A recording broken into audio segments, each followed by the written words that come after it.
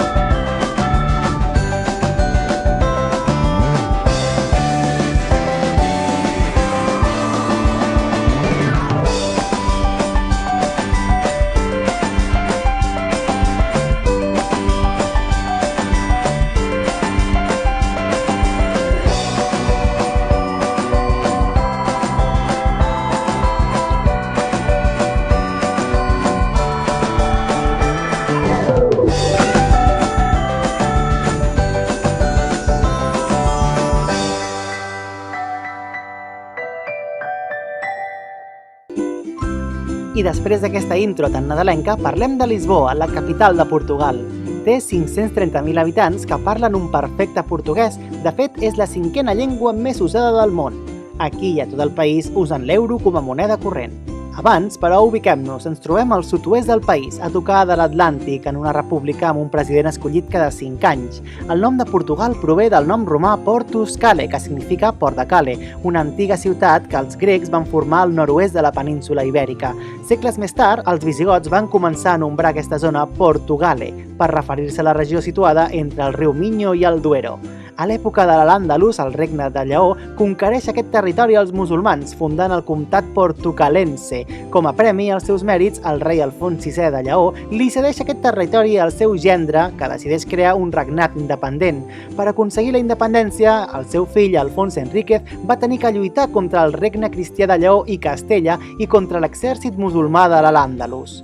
Alfons Enríquez va aconseguir la victòria i proclamar el 1139 el naixement d'un nou regne, Portugal, fins a la revolta del 5 d'octubre del 1910, on va passar a ser una república. Comencem explorant el barri de la Baixa, que correspon al centre de la ciutat. Aquí s'hi troba l'Ajuntament de Lisboa, a la plaça do Municipio. Un ajuntament que no ha parat de canviar d'ubicació des del segle XIII i al llarg del temps. Avui en dia, l'Ajuntament és d'estil neogòtic, seguint una arquitectura de gust refinat i ostentació, potser massa proper a la vida política i massa apartat de la riquesa de la ciutadania.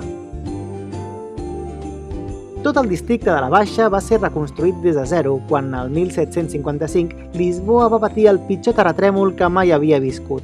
Va destruir tot el centre de la ciutat, emportant-se milers d'edificis i palaus significatius. Com que tot el centre va quedar en ruïnes, el rei Josep I va manar a construir una retícula formada per 8 carrers totalment rectes que desembocaven al Tajo. I és aquí, a la part on la ciutat s'uneix amb el riu, on trobem la majestuosa Praça do Comércio, la més important de la ciutat. És on antigament arribaven els vaixells mercants i es convertia en una porta d'entrada a Lisboa. Just al centre es troba l'estàtua eqüestre del rei Josep I. Ja que ell manava la reconstrucció, què millor que deixar-se veure eternament amb una estàtua, oi? I al seu darrere hi ha l'arc triomfal per celebrar la reconstrucció de la ciutat. No va estar acabat fins al 1873. Actualment, gran part dels carrers que conformen la Baixa són peatonals i s'han convertit també en el centre turístic, plens de restaurants i botigues de moda. Passejant per la Baixa trobareu l'Elevador de Santa Justa, un ascensor històric que uneix el districte de la Baixa amb el Chiado.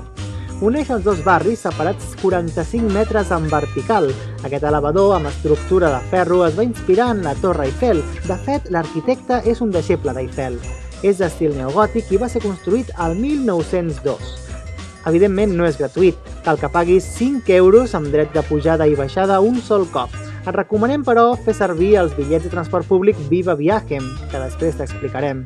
Des de la part superior de l'elevador podreu contemplar una de les millors vistes de la ciutat.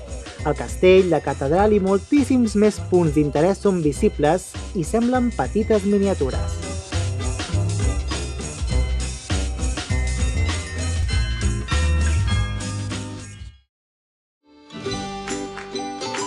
Ara que hem pujat i ens trobem al districte de Chiado, caldrà fer una visita al Convento do Carmo, un antic convent en ruïnes que el fa especial. Va ser destruït a causa del terratrèmol i no es va reconstruir perquè va passar a ser cementiri militar i lloc de cavallerisses. Això ha fet que actualment es conservi la seva estructura original. Es fa estrany veure al centre de la ciutat una església sense sostre i en ruïnes, i potser això fa que sigui un punt de visita necessària. Es va aixecar el 1389 i acollia l'ordre dels carmelites. Fins que no es va destruir, va significar l'església gòtica més gran de la capital. L'entrada és econòmica, ronda els 3 euros, i a part de poder gaudir de l'antic convent, a dins seu hi ha un petit museu arqueològic on fins i tot hi ha 2 mòmies peruanes.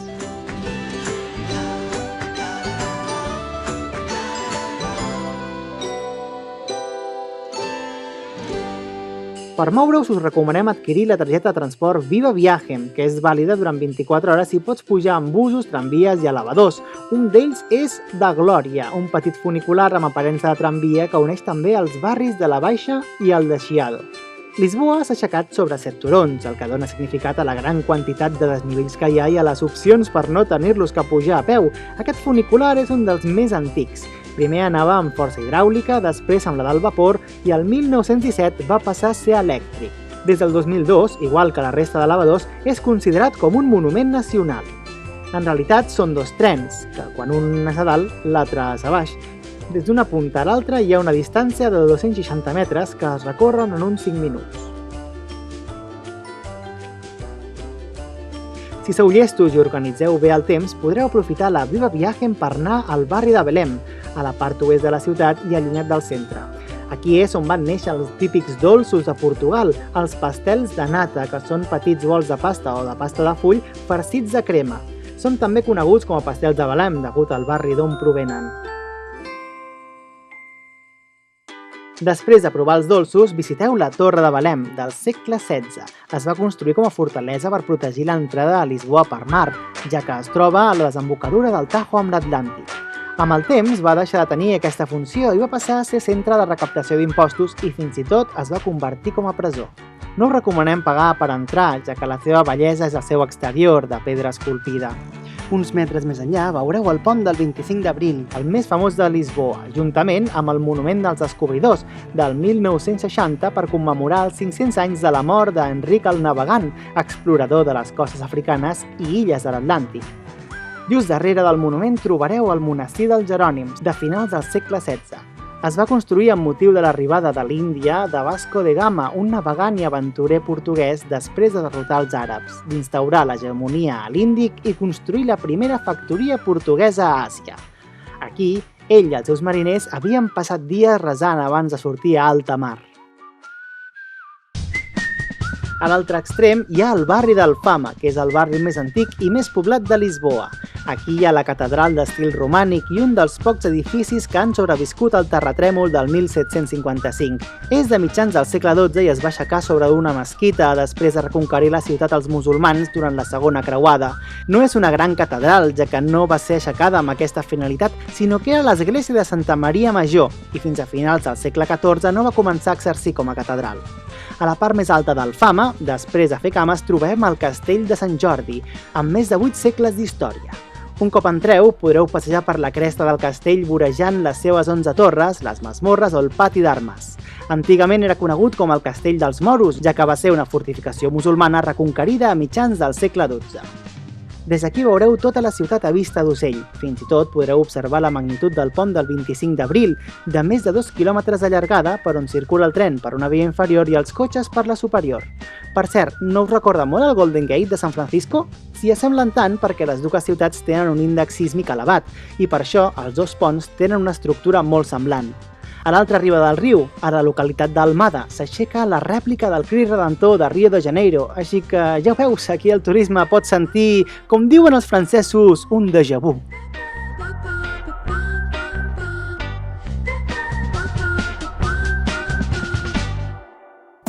I ara us convidem a visitar Porto, la segona ciutat més important de Portugal. Té 240.000 habitants que la converteixen en una petita gran ciutat treta d'un conte.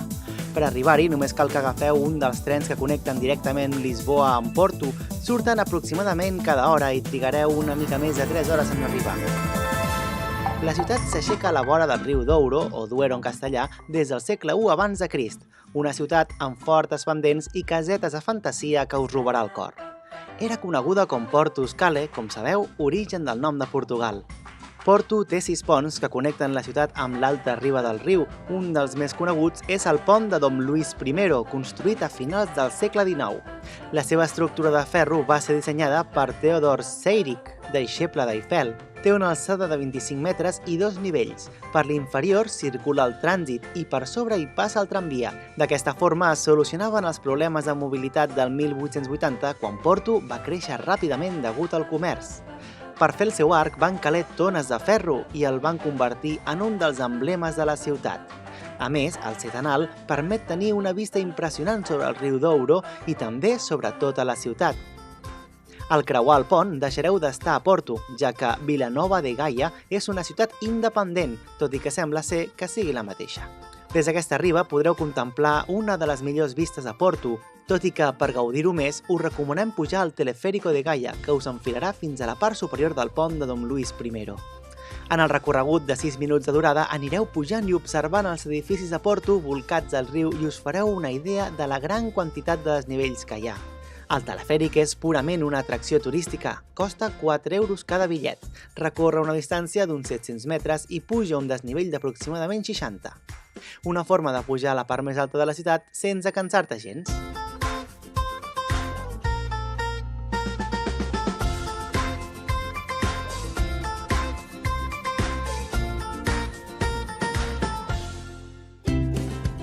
Tornem al centre de Porto. Aquí deixem-nos ser de nou turistes i aprofiteu el bus turístic com a mitjà de transport. Si teniu poc temps per visitar la ciutat, és la millor manera de veure-ho tot sense cansar-vos massa i a un preu raonable. El centre de la ciutat gira al voltant de l'Avenida dos Aliados, un passeig amb edificis d'estil Art Nouveau del segle XX. A un dels extrems hi veureu l'estàtua del rei Pere IV, portant la Carta Institucional del 1826, que va ser la segona Constitució de Portugal. Passegeu-vos tranquil·lament per l'avinguda i relaxeu-vos en algun dels seus bancs. A l'altre extrem del passeig podreu observar l'imponent Ajuntament, amb la seva torre de 70 metres d'alçada amb un rellotge de carrilló. Molt a prop de Aliados hi ha una de les principals estacions de tren de la ciutat, la de San Bento, construïda a principis del segle XIX a sobre d'un convent amb el seu mateix nom.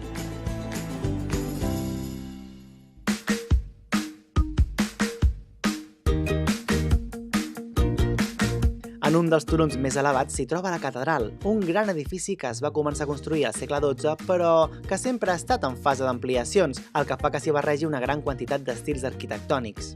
A l'esplanada central hi ha un gran mirador on poder contemplar la ciutat a vista d'ocell.